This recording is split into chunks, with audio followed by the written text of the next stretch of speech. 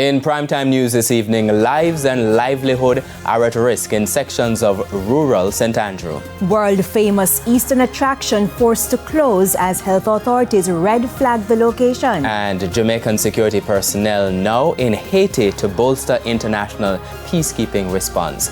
Good evening and welcome to primetime news on air and online at onespotmedia.com, and a special welcome to our viewers on TVJ International in the Cayman Islands. I'm Archibald Gordon. And I am Andrea Chisholm with a preview of what's to come in business news. Here's Javon Keys.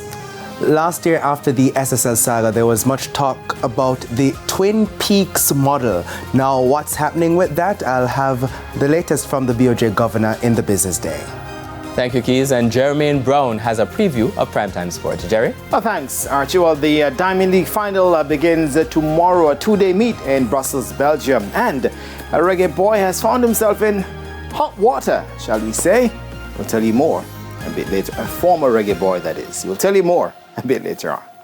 Thank you, Jermaine. There's also sports commentary, E-Prime, and weather in this newscast. But before the break, the feedback question. This evening, we're asking, what do you make of the decision to send Jamaican security personnel to assist with restoring security in Haiti?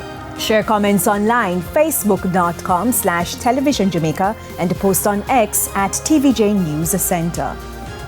Stay with us, the news in detail right after the break.